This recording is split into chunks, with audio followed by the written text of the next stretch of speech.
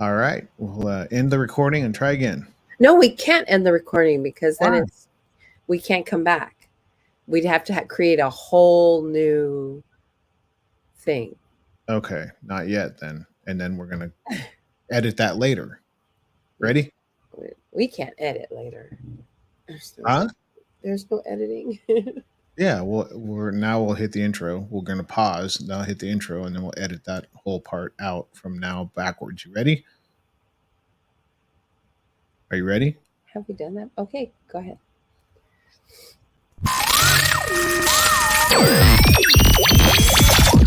Let's get it! Broadcasting to you from a little grass shack in the middle of the Pacific. Live in the place to be.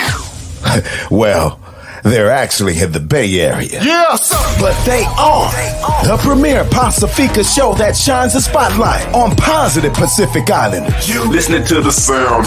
Role models coming brown every Thursday night at 6. East to west, we getting hurt. Brought to you by Pacifica by Design. It's the iconic PICA podcast with your hosts, Nackie and Carl. What's up, Nackie? Hey. New York, New York. Mhm. It's about that time. We're going to talk about that. It is season 7, episode 34. After much debate, season 7, episode 34 of the FICA podcast.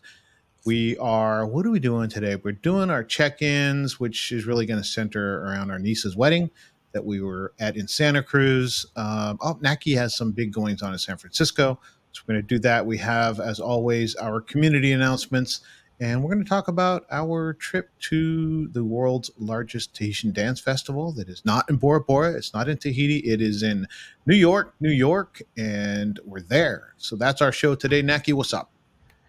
I'm just, I have it's bad allergy season, and I've come to find out that it's also almond season in San Joaquin. What is that? Ripon. The Valley, San Joaquin. What is that? So not Solano. There's another one below San Joaquin, but I can't remember right now. Yeah, it's in Ripon. It's almond season, so they shake the trees, is what I understand. They got a big machine that grabs the tree and shakes it. Shake the trees, and so there you go. That's, I'm guessing, is why my allergies are like crazy right now. So You got almonds around your house? no, but the dust that they kicking up in the valley. a million trees, and supposedly that's why we're all jacked up. So I went to a conference, and then this other lady was complaining about her allergies, and I was like, oh, and then I tell her my almond story. Oh, well, it's almond season, and so they shake the trees, and that's why the air is all jacked up. And she's like, oh, okay. Schooling people. Look at Nackie. Look at me. They're educating people. I know what was it? Santa Cruz. We went to Santa Cruz on Friday for our niece's wedding. Our Talveve Rodriguez Ochoa, Mrs. Ochoa, and John, they got married this weekend in Santa Cruz, and our whole family went. It's the big family event. It's a big event for the family of the year. Yes. It was the event of the year. Correct. So if you were not at the wedding, you've seen lots of pictures that we posted. Nackie documented it for you and put it on social media. Yes, everybody documented it, the wedding, and my mom too. And so the wedding was in Santa Cruz on the beach, and so we all showed up.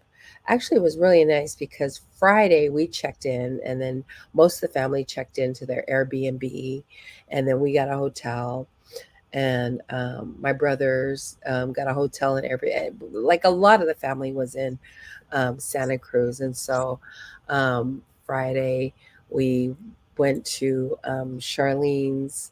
Well, actually, let me back up. Mother of the bride. Charlene is the mother of the bride, who is our niece, and it was her daughter that got married. So we don't like to sound old and say grandniece, so we say our niece got married. So our niece got married. So we get there Friday, and I had to work, and then I get to Santa Cruz, and Charlie, they had just completed um, the rehearsal dinner. And so they were at a restaurant. And so I met them over there. And I was, Genesis and Dean were there. And we had Dean on as a guest, I think a month or two ago. He's with IPS Security. And Dean and Genesis came all the way from Hawaii. They They came all came the from way Long from Hawaii. And so it was good to see them. BB, our nephew, came all the way from Minnesota or Wisconsin, and he drove. Oh 30 wow! I hours. knew he was coming from the Midwest, but I didn't know that he drove. He drove. He said he drove 30 hours to get to the wedding so he can make it on time. Look at the commitment that some of the family members made to show up, Yeah. driving 30 hours to be there. Yes, and yes, he drove 30 hours to be there, and so he's in the military, and we hadn't seen him in quite a few years, and so it was so good to see him. Grown up young man. He He's left. I grown feel like ass man. you're saying like you leave a boy, you come back a man. And He I feel did. like when he left, he was more of a boy than a man. And then I saw him and gave him a hug, and I was like, dang, Yes. he's all grown up.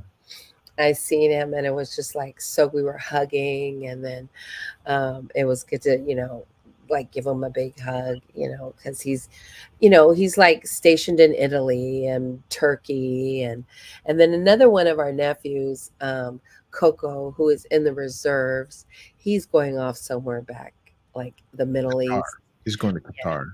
And so he'll be there for a minute, and so it was good to see him. And Coco is Mona's son, and so there was just a lot of family members there. It was good to see them the night before the wedding. It was a beer and pizza and Italian food night, so the rehearsal dinner was really good. And then after that, we all went to Charlene and Paul's Airbnb, which was fucking beautiful. It was on the water. It was this house. So It was a row. Were you beer and pizza, or are you still the White Claw? And are you still doing the White Claw thing? I had a beer. I had beer. I had a Corona. When I got to the house, they had Coronas, and so I had Coronas. But the house was like, the view, like right across the street was the beach, and you can see. I posted some pictures. I wish I would have had some, but they had the whole house, and then next, the homes were beautiful. So we hung out there all night, and then I think me and Mena went there. Mo dropped us off because we knew we were going to drink. And the house is 5 minutes away from our hotel, and then 5 minutes away from everybody else's Airbnb. So we went to the hotel. We went to their Airbnb, and it was really nice because we all got to sit there and catch up and talk about life and family and what we are going through and what's happening, and get all the gossip that we couldn't do the next day because we were being, Well, and it's when we're not having as many family events as we used to. Right. You got to get all the gossip in. Right. You almost see each other so many times. You got to get all that gossip out. Yeah. So it was a really good night of how you been, how you doing, what's the kids doing. And so a really nice intimate evening, and everyone drank and listened to good music. And so then we were done. Me and Mena were like, we're going home. My brother Chach was there, and he was staying at a hotel not too far away. And then he dropped me and Mena off. We got home about midnight. And then the wedding wasn't until... There was plenty of people still going when you left. Like Coco and Genesis and Dean didn't finish until 3:00 that morning. Wow. And so I got home at midnight, me and Mena. And then in the morning when I got up, the sister cousins were having coffee at Lucy's Airbnb. So then Mona and Gina text me and say, come over, we're having coffee. So then me and Mo go over there for breakfast. And because the wedding wasn't until 3, it was, I don't know, because we're all early birds. It was like, I don't know, 8. when we got together and had breakfast. We had croissants and fruits and Ooh, you bougie. so yeah, it was good. And coffee, really good coffee. And then again, we caught up even more with the people like Gina. The two Ginas weren't there the night before, and Lucy wasn't there either. But me and Mona were there with Lucy, Gina, and Gina. So we caught up, and Lucy told this great whale story, dolphin story, which I have to fill you in later. I mean, We I'm got sure to hear you heard that it. story Yeah, too, and it is it's an a really amazing great story. story. And so it was just a lot of catching up, and I loved every minute of that whole weekend because it was a lot of catching up with the family because we hadn't seen each other in a long time and everybody's busy. And if you know Charlene, she planned this. She gave you notice of this wedding a year and a half ago before the invites, before anything um, even started. So we knew for a while that this wedding was going to happen, and so everybody made it a point to be there. And family traveled from afar, so we all caught up for breakfast, and it went into by the time we left, it was noon. And then we went back to the hotel, got ready, and then it was wedding time. Of course, the bride was stunning, stunning. Every And bit of, and I would expect nothing less mhm, from any event, but especially her daughter's event. Any event that Charlene's got her hands on is going to be from the centerpieces to the silverware to the dessert, like every little thing is going to be thought out. But then that it's her daughter's birthday or daughter's wedding, it was amazing, like we would expect it. But I was looking at Paul and Charlene like, I bet you can't wait to wake up in the morning because they put so much hard work into making it a great event for everybody, like the whole family. You're just asked to show up and love on each other. yeah, it was a great event. So I mean, that was our family event of the year. It was a great time. We got to catch up with a lot of people. We got to meet a lot of John and Talveva's friends who were in the wedding party. And then Coco, some of the kids' friends that they've known for forever, like Marcus and Daniel are Coco's best friends, and they grew up in Manteca together. They're all married and have or have kids, and so it was good to see them. I mean, it was just a really, really good weekend. I loved every second of it, just because it was family time, genuine family time. Favorite part? I got Um, my favorite part. I'm wondering what your favorite part is. My favorite part would have to be, mm, I don't really, I think the whole wedding was my favorite part. The whole, everything. There's not one thing that sticks out that was like amazing because the whole night was amazing. Yeah, that's kind of what I was. My take on it was there were so many different highlights. It was an amazing time. Like the level, the baseline was just amazing, loving kind of thing. But then there were little blips as we went that were like extra amazing. But I think, it was just the most fun thing for me, and the thing I enjoyed the most is because we don't get together as much as we used to. And so I've been pointing to this on my calendar, going, this is going to be, I'm going to get, I got my Mhm. hit list. I'm getting my hugs from, all these people. I'm going to meet new people. I'm going to see, BB's a great example. Oh I'm my, going to yeah. see younger members of the family that really have grown up since the last time that I saw him.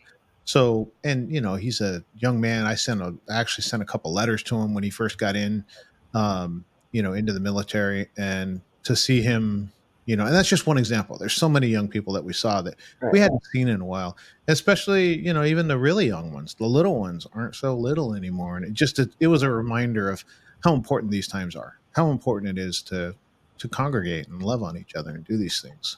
Yeah, and my lovey who was there, she was like all dolled up, and it was just, I think it took that moment. She's 15 years old, so to see her all dressed up, and I was like, oh my God, she's a She's a girl. young You know lady. what I mean? Like she's a girl. I didn't know that. And so she hung out with her siblings, and they had a blast. My kids just even my kids, our whole family had a really great time. The Rodriguez family, the Ochoa family, they did a really great job of putting this wedding together. So yeah, I loved it. I I loved was it. looking at all the unmarried young people going, I wonder which one of you are going to get married so we can have another reason to get together like this. Yeah, Um, so it was, yeah, that was the one. That was the one yeah, all year that long. was We were like, this is the time. right, right. And so we had a really great time with everyone that was there. Um, just I can't say enough about the wedding. It was just perfect all the way around. All the Um, way down to you and I and Nicole and Mose met the next day, and we yes, were we watching have the triathletes swim out of the water and run down to their bikes. And it was like, even the last few minutes before I left Santa Cruz, before I mhm. got in the car and drove off, Yeah, were, they were just, it was just it was a great couple days to just spend loving each other. yeah. And we went to breakfast at Jack's O'Neill or something like that. Jake's or something. It was on the beach where Charlene got It was married. so it was overlooking the wedding, and Mhm. so in the wedding, everybody's telling the little kids, "Oh, baby, you look beautiful," blah blah blah, blah. And then when Tau Veve came down, everybody went nuts, screaming, "Faumu," chihuing, Yeah. and I was looking at this was the hotel where the restaurant was that we ate the next Mhm. morning. The balcony overlooked the pool, the edge of the pool area overlooked the beach, overlooked the ocean, but really it overlooked the wedding. And when everybody was screaming and yelling, Everybody people came were over. running to the edge. And I remember seeing this movement out of the corner of my eye, and I was like, what is that? People were running over to the edge to figure out what's going on. What's all the screaming and yelling about? And there were some people that came over during the yelling and screaming that stayed for like they pulled up a chair, and there were people on the beach on the other side, on the water side of us, Watch, that yeah. just stayed and watched the event. So it was really amazing. That hotel, that whole place. I mean, Mhm. I've been to Santa Cruz, but I haven't been to Santa Cruz in years, Yeah. and really, just enjoyed it. I think probably the last time I went was to go to the boardwalk. But it was a great choice, great pick to have it. And I've only been to one other wedding where it's truly on the beach. This was not at a venue near the beach. This was you're sitting in your chairs are sitting in the sand. Yeah. So it was a great, like, it was just a great event. I can't even, like, if you missed it, you missed it. You can't, you just You see can't. the pictures. You watch the pictures, and so that's what you get. You just get pictures. But yeah, it was a great weekend all the way around. I had such a great time. Um, I just,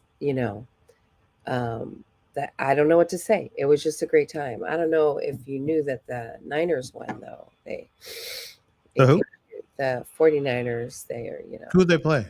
3-0, I believe. I don't know. Some sorry ass team.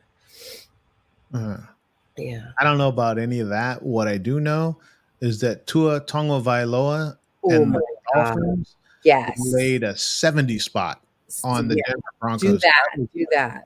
I was going through my scores on my ESPN app when Yeah. I was just kind of scrolling through, and it said 70-20, and I was like, "What is that number? I Seven? know. I was What like, this is is that?" like a basketball score. Yeah, that was unbelievable, and Right? to see, and this is something that I said going into the year is that if Tua stays healthy, he's an Mm, MVP candidate if he can stay healthy.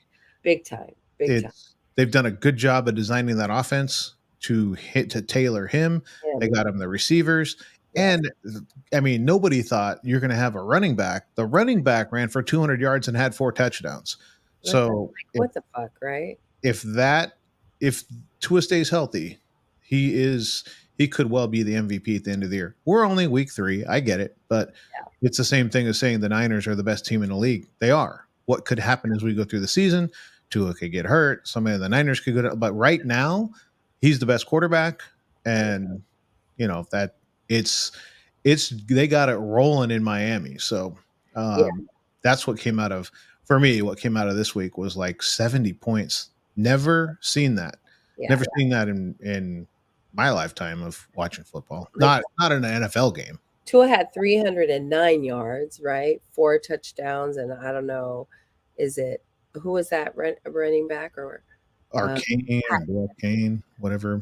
a cane? A cane. Yeah, something. Yeah, Had like 200 something yards, 4 yeah, touchdowns, 2 running and 2 receiving. that's crazy. Yeah.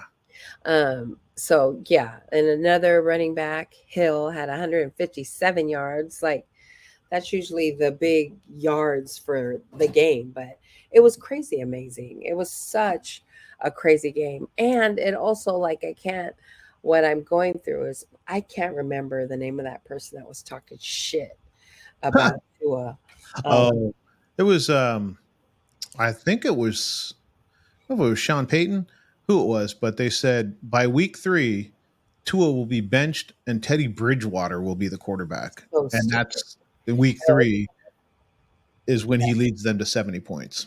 Right. And I think it also like he was already pumped for the new season. You just added gasoline to the fire, you stupid ass. You know what I mean? Like you added gasoline to that fire that was already burning. So, if anything, his goal for this season is to prove your ass wrong, which he's doing a great job at Yeah. doing. Always 49ers played the New York Giants, by the way. It was 30-12. They were starting. I was a little worried, like halftime or so, just because I wanted them. I was like looking for 70-20, but 30-12, 30-12. Claude was about what the Niners will give up a game this year. I mean, Right. that you get in double digits and get that defense, and you got to figure you did okay. That How did defense your was team still. do? What'd you guys do? Steelers won. They went into the Oh, they they played beat your Las boy. They beat Vegas. your boy Jimmy G. Yeah. He threw a pick at the end of the game as they were trying to come back to win the game in the final drive. And I thought immediately of Niner Nation when he threw the pick, game ending interception. And I was thinking Niner fans are probably like, yeah, see, that's why we got rid of him.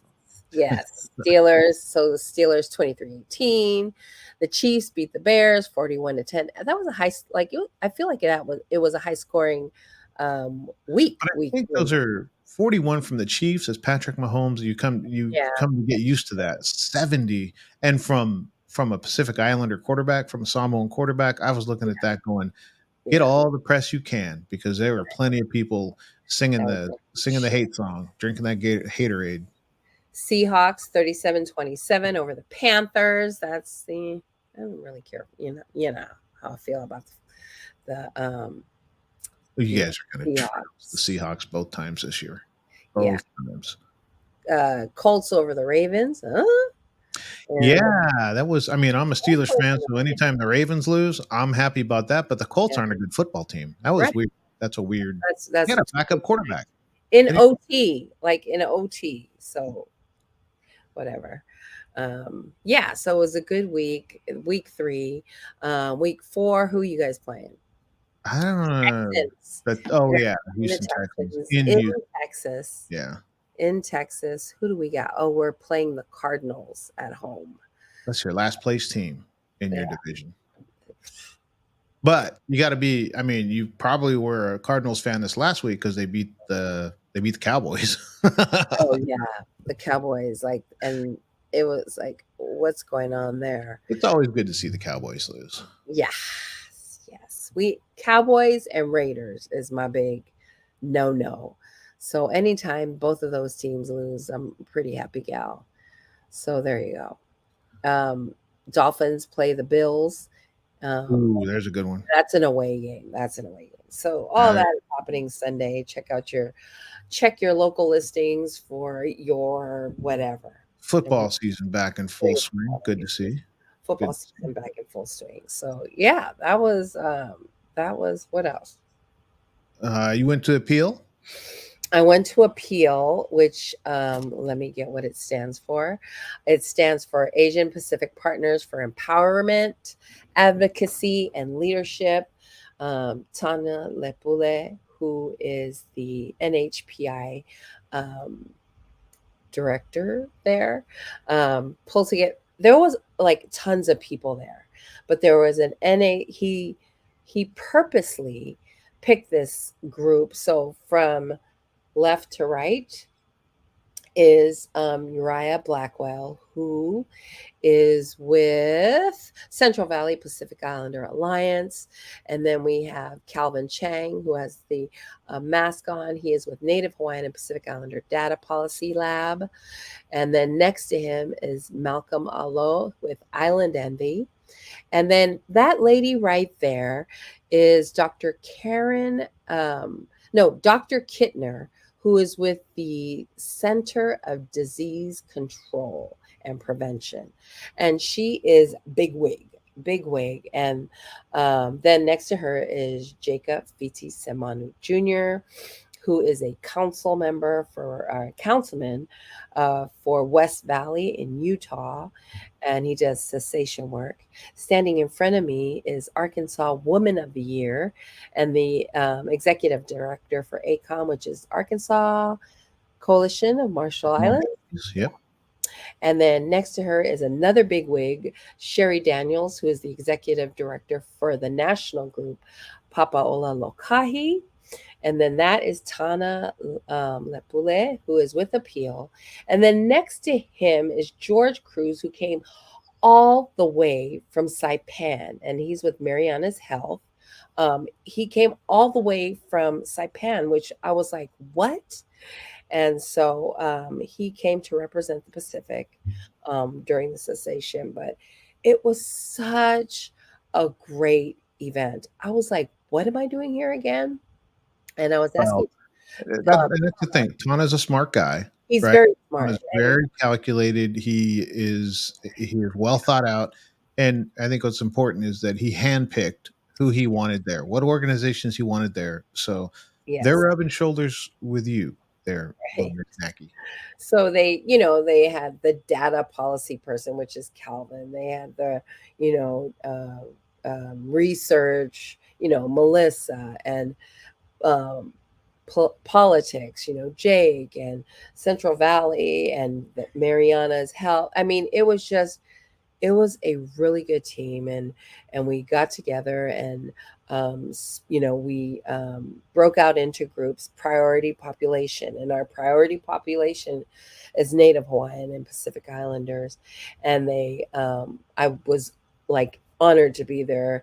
They put me up at the Grand Hyatt Regency Hotel in San Francisco. Look at you. So I got to be there. I checked in Sunday and checked out Tuesday. Going from Santa Cruz to the Grand Hyatt with the Transamerica building, the iconic Transamerica building in the background. Right. Yes. What a great picture, right? All right. That's Sherry. She was, so we broke into groups and came up with, why Native Hawaiian and Pacific Islanders should have, like, reasons why our priority population should have its own, data specific, our own data dictionary for NHPI, to pull questions, like a repository for people that write grants.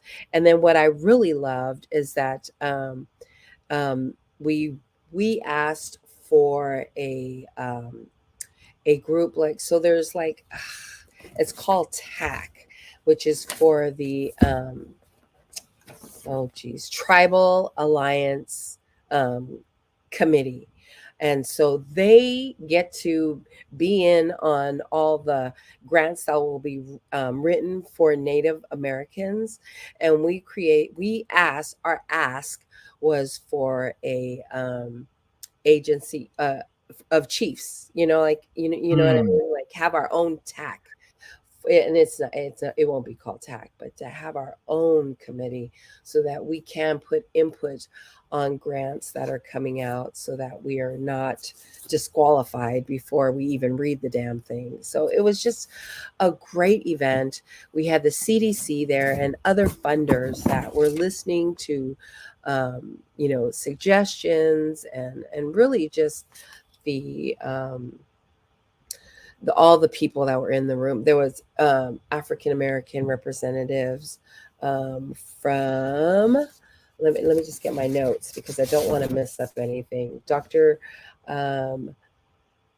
Dr. Charlene Lefebvre, who's the Senior Advisor for Health Equity, Center of Tobacco Products, Food and Drug Administration.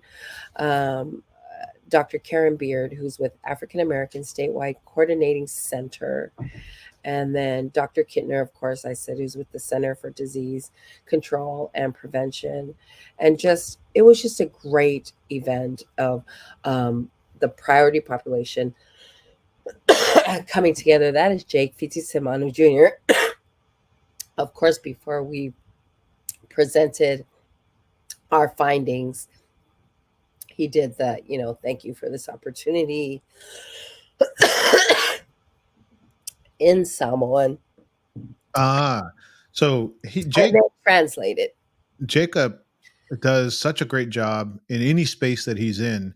He does a great job of engaging people in the culture. So you don't have to be Samoan or Pacific Islander, or I would imagine that the room was fully engaged, whether they were Pacific Islander or not, because Jacob has this, I don't know, this innate ability to engage you and make you interested. Like when he's talking, I remember him telling stories about his kids and, how he taught his kids and those kind of things. And it was because he's just that kind of speaker. So amazing to see. Well, amazing right there to see Jacob and Sherry Daniels both up front, but what great representatives of not only advocacy, but the culture as well. And it doesn't surprise me at all that, he was there representing. It was so awesome. And one of our demands was that the NHPI priority population be separated from Asian American, the Asian American group, which it already, like in 1997, there was, I think it was the OMB 15, which was written in 1997, where we should be separated, but it hasn't happened. And so our demand was that we be not asked, we demanded to be separated from our Asian American brothers and sisters. And they were the first ones cheering us on when that happened. So to be allies. And so, I mean, it was just, there was so much that happened that I was just really humbled to be in that space and to have these conversations with these Native Hawaiian Pacific Islander leaders it was such a great event. And, it was all about the food. Was the food good? Was the food good? They fed us breakfast, which was like quiche, these egg white and spinach, egg bites, quiches, and croissants that were nice and flaky. We had fruits, and there was oatmeal. And then lunch was just buffet, Caesar salad. Like it was really good. So everything about that event was A1 from top to bottom. The room that I stayed in, they made sure that I had everything. If they didn't forget anything, so nothing was missing. And it was just, they were so patient with me too, because I was coughing or sneezing all over the place because of my allergies. Because of those damn almond trees. They did a really good job and were really patient. And I got home and took a COVID test because I just wanted to be safe and I wanted to know. And they had COVID tests there. So that's where I got the COVID test to get tested. And they provided masks and everything that you need. The numbers are going back out. Huh? Negative. I tested negative. So, and I was like, I need to test because I'm getting on a plane tomorrow to New York. So let's talk about that. Yeah. So we are, by the time you see this, we will be in New York, and we're going to attend. We got invited to this, and it's one of those things where it's kind of a growth thing for PBD. Because originally when we got invited, we were like, hey, yeah, let's do it. And then we went, New York. It's in New York. Right. And that's kind of the growth for PBD is we're like, you know what?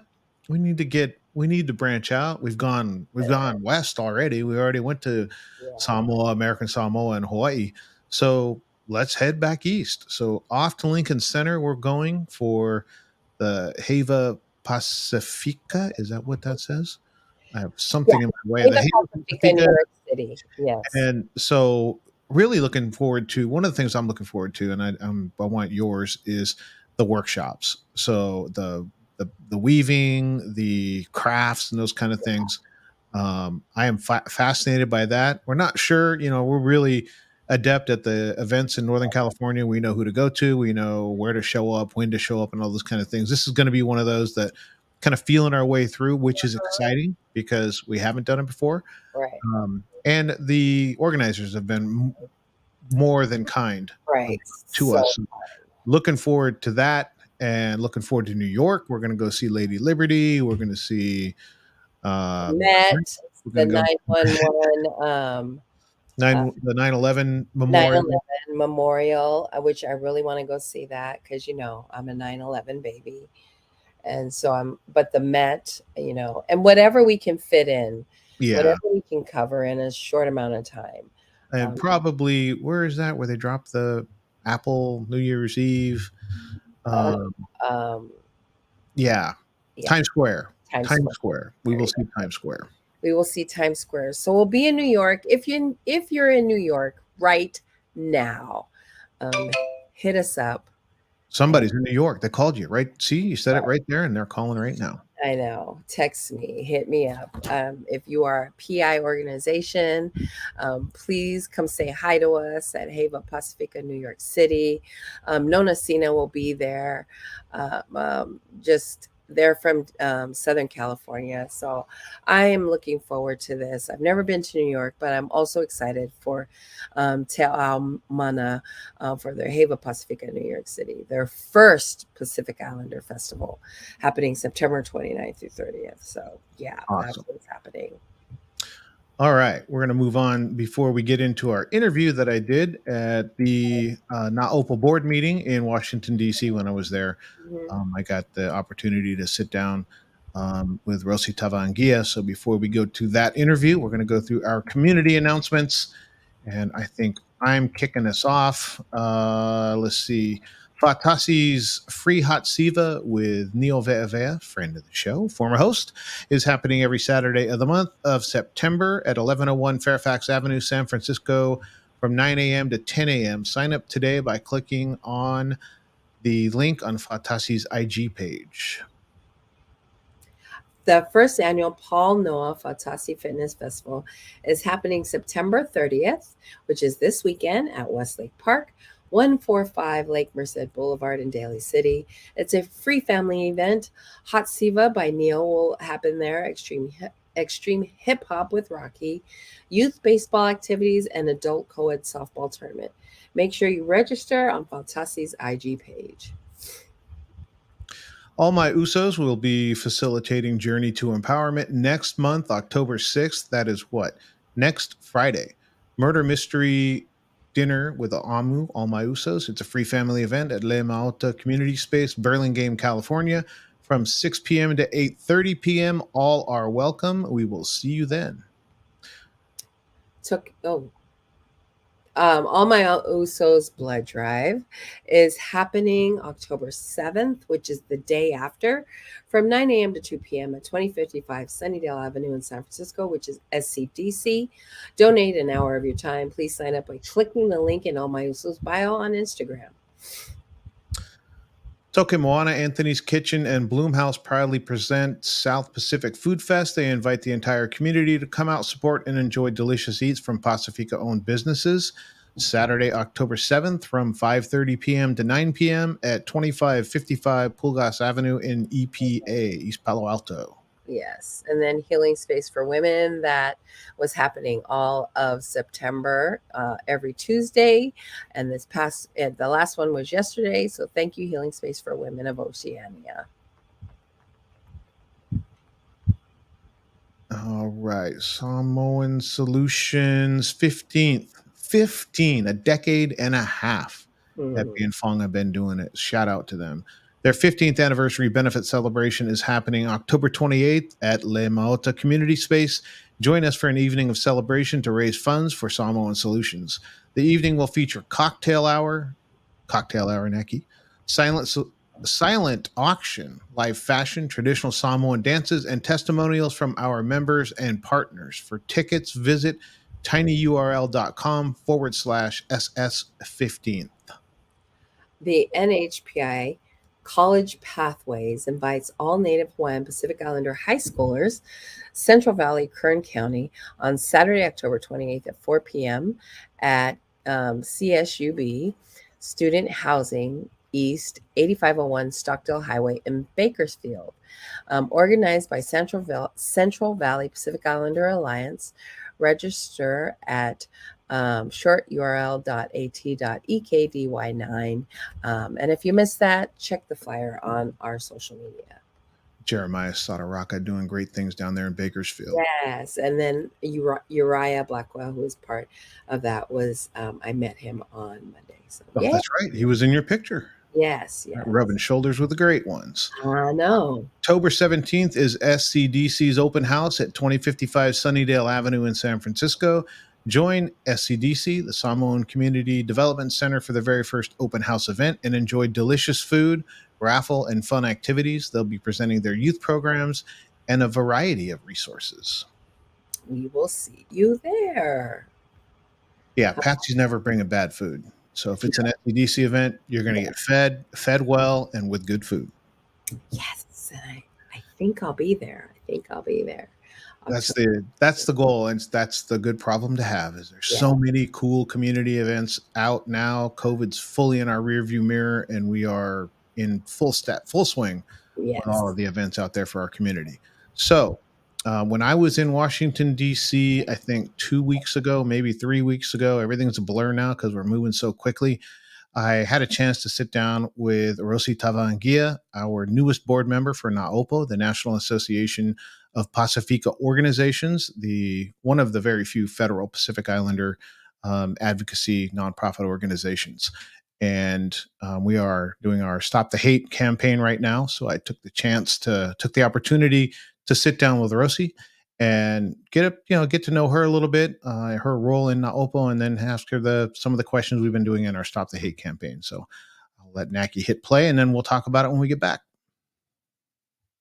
Here in Washington, D.C. at the Pacific Health Gathering for NAOPO and APCHO, we're here with NAOPO's newest board member, Rosi Tavangia, and we're going to ask her a few questions. She just came out of her first board meeting. If you can give us your full names and how you got the names, what they mean to you and your culture. My name is Rosi Tavangia.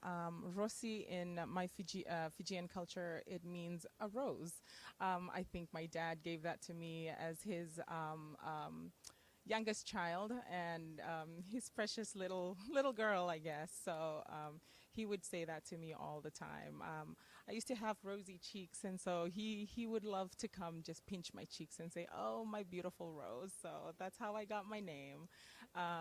But the last name is my my children's father's last name. And your children's names? So I have three. I have Keleni, I have Dana, and then I have Etuate. And their ages? Keleni is 20, Dana is 18, and Etuate is about to be 8 in January. You're here in Washington, D.C. What brought you here? So I was sent here by my ED, voluntold, as we are always done in the Pacific Islander community. But I love my ED, and I would do anything for her. So, here to attend the NAOPO regional convening for the NAOPO organization. Yeah. And what has been your favorite part of being here? I think just being in community in the same space with different organizations that were present, and just learning ways that we can advance our communities in the direction in which we do hope for, and just being in community with our Micronesians, our Melanesians, and our Polynesian brother, family. It just makes me feel like I'm home again. So last night after dinner, it turned into kind of a cultural event. We had dancing and singing and chanting in all the different Nesians. How did that feel last night, seeing the different cultures really express themselves with other cultures? Just so homey. I felt like I was back home with my family. something we do when we gather.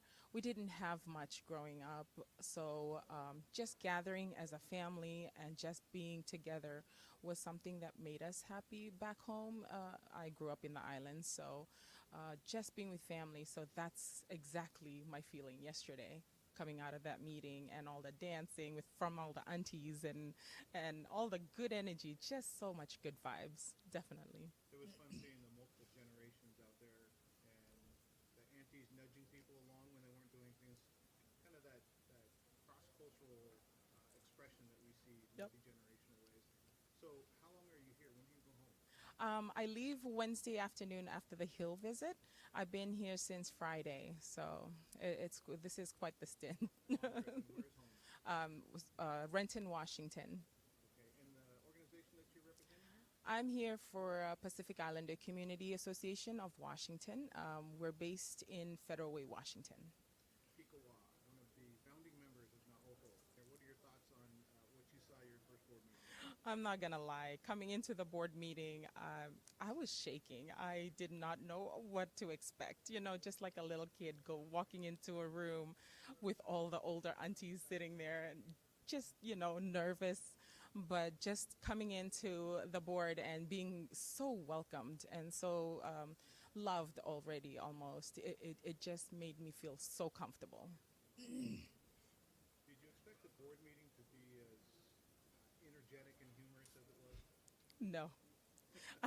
When you hear board meeting, you hear serious stuff being discussed, right? But we do it in such a way that I think that's just how we are as human. Like, we do it so personably, right?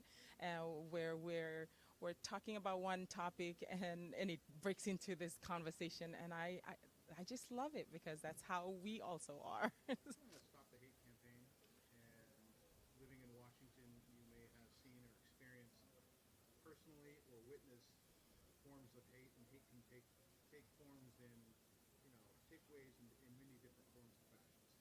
So, in our belief of, love is greater than hate, do you believe that love is greater than hate? Absolutely. Love will always win over hate. Absolutely. And how do you make time for love in your life?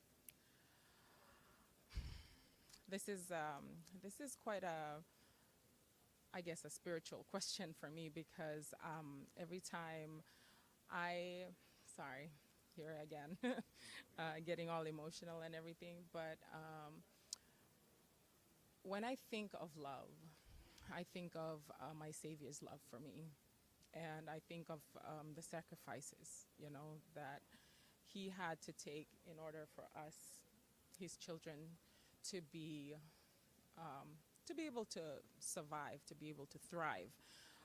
So when I think of love, I think of everything that my Savior has done for me, how far He's carried me, growing up in a small island in Fiji, and being here in Washington, D.C.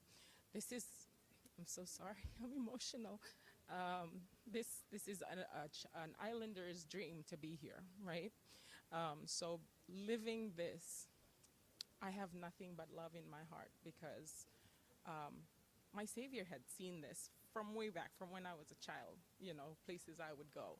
So just living this, it just makes me so grateful. It grounds me, and I'm so humbled that He has this plan for me, He has this plan for me. He has had this plan for me all my life. So I'm just grateful to be here, actually living it now.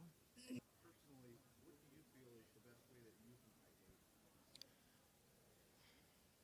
The best way I know, and I have done this, it's not easy. It's not easy when you're being hated on. It's not easy when you're being discriminated. It's not easy when you're going through these trials. But somebody once told me, I think it was one of my brother-in-laws, told me one time, kill them with kindness, right? And so in order to return it, I will always be kind, and I hope that one day, with that kindness, that people will take away from that and say, oh, I was doing that for no reason, I was hating on her for no reason. Find love in your spirituality and your relationship with Yes, I sure do. I see it in my children every day. Those are, they are the reason I wake up every morning and I go, go, go. I am a single mother, and it's been a rough journey, but I know that with my Savior's love, I was able to overcome a lot of obstacles, overcome a lot of mountains, overcome a lot of trials, and I'm grateful that I'm here today. Having your children as Fijians in school in Renton or the Seattle area, have they experienced any instances of hate speech or actions or anything at their school?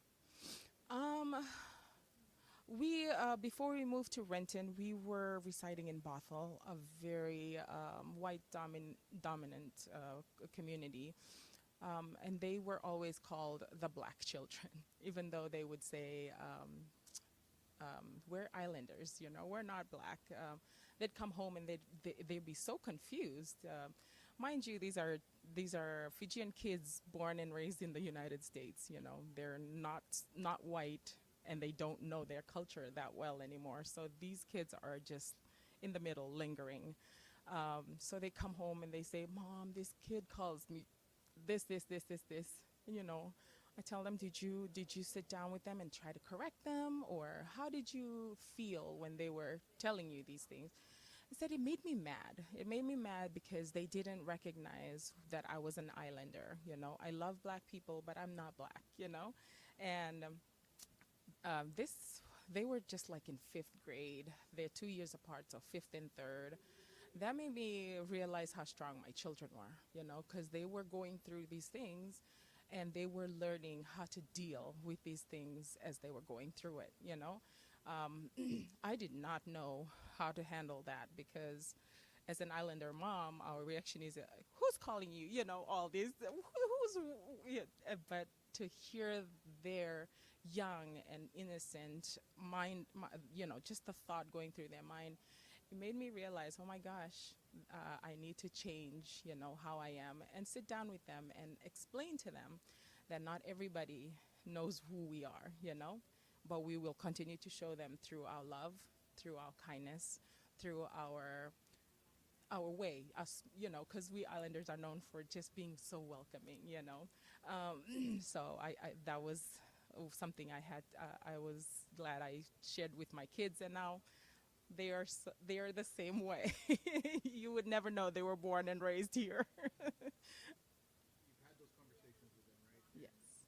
Obviously, those are tough conversations. Do you feel like they have more tools now? They're more able to deal with those things if they come up to them? Yes, definitely. Just through experiences of their own, where they have had to deal with a lot of just childish, drama.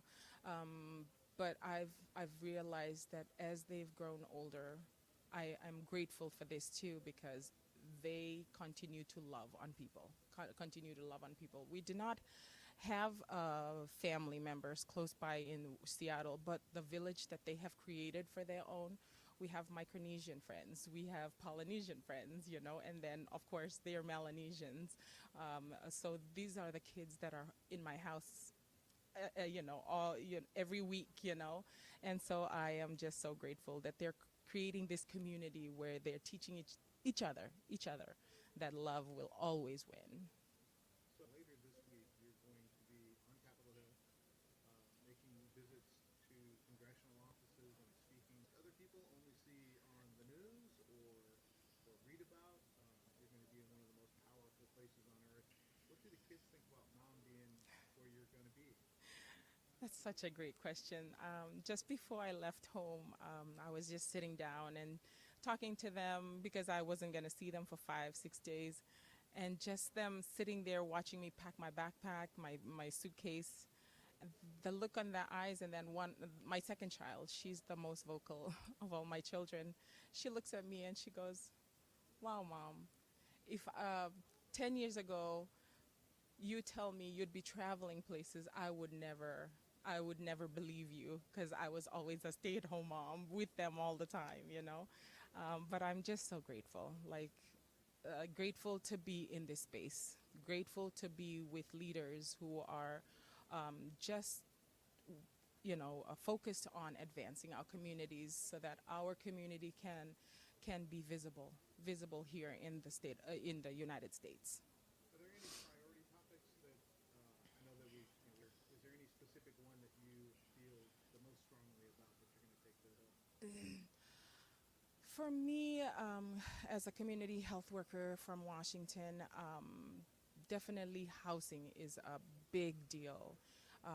Something that our Pacific Islander communities are facing difficulties, just having a good housing that's affordable housing. So that to me is something that burns in me, how to get affordable housing in the state of Washington, because not everybody works a tech job in Washington state. Some of us are just normal, people that don't have these tech jobs and cannot afford these rising costs. So that's something that's definitely in me. Awesome. What you're doing, your family proud, you're doing PICA-WA proud, and knowledgeable. Let's do some fun questions. What is your favorite ethnic food? Ooh, this is a tough one. I'm gonna. People are worried about getting in trouble. So those are the right ones. I'm gonna say for me, my all-time favorite is the palusami. The palusami Fijian style, where we wrap it with coconut milk and add some corned beef in there. I can never get tired of that. Now, did you have a role model growing up that you looked at that could give you guidance and pick you up when you're down and tell you can do it when other people are telling you you can't? Oof, another one. Yes, my parents. My parents were both teachers, educators, and they're both gone. God rest their souls. They're both not here with us today, but watching them raise a family back home, hard times, they kept us happy.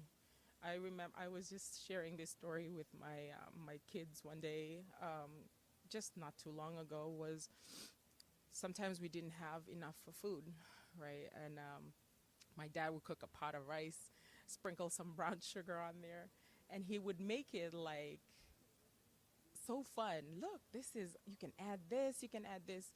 Little did we know, that was all he could afford at that time. Now that I'm older, I look back at those times, but we would eat, we would be happy. There was I never went to bed starving, because they would definitely provide food for us. They planted. So they were definitely role models for me growing up. And here in the States, I do wish they were still here, but I know their legacy lives on in me, and how I carry myself, in how I speak, and because they also told me that how you carry yourself outside portrays who raised you. So I carry that with me so dearly because of how great they were to me, and how much I miss them as well. So sorry, I'm so emotional. You're their legacy, and they're proud of you as well. I'm sure they see what you're doing. Thank you. And then all the good things, all the powerful things that you're doing is you carrying on their legacy. Thank you. Any shout outs before we go? I do have a huge shout out for for all my family at PICA-WA. We've been through some rough times. I'm just so grateful that I have these. They are almost like my brothers and sisters to me. I'm so grateful that we had each other during the tough times that we went through. And all I can say is there's so many good things ahead for PICA-WA, and I'm here for it. And a shout out to all of you guys at PICA-WA in Federal Way. Thank you. Good luck on the Hill, and I'm sure we'll see you in future board meetings. Thank you so much, Rosi. Thank you so much.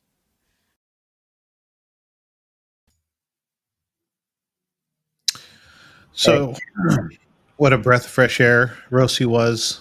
Um, Seeing her, I could tell she was nervous when we were going into the board meeting.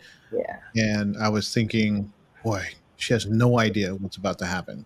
How friendly and open and funny. I mean, we're laughing till, our faces hurt from smiling, and it's a Right. typical meeting that we all have.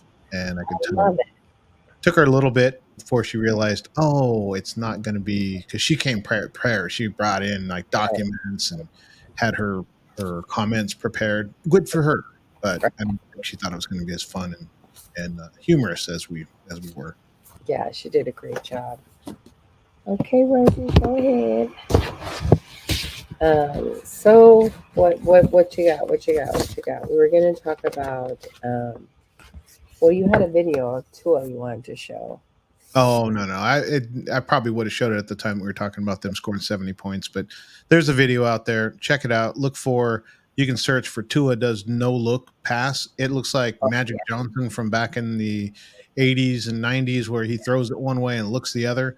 Haven't seen a quarterback do that until now, so it's nice to see the Pacific Islander quarterback out there adding some flair to seeing how many times have we said in a football game, I've right, never seen that. Never even thought about that. But right. yeah, everybody can kind of, there's something to go look. If you haven't seen it, if you've seen it, you know what I'm talking about. It's like something where you do a double take and go, wait, what did he just do? Yeah, And if you haven't seen it, go look for the no look shovel pass by Tua. awesome. Well, that's us. We're here every Thursday at 6 p.m. If you are in New York this weekend, please message us on Instagram and Facebook, and let's hook up. Let's have a meal. Let's go on a tour. But we will be here next Thursday at 6 p.m. Come back to FICA with us.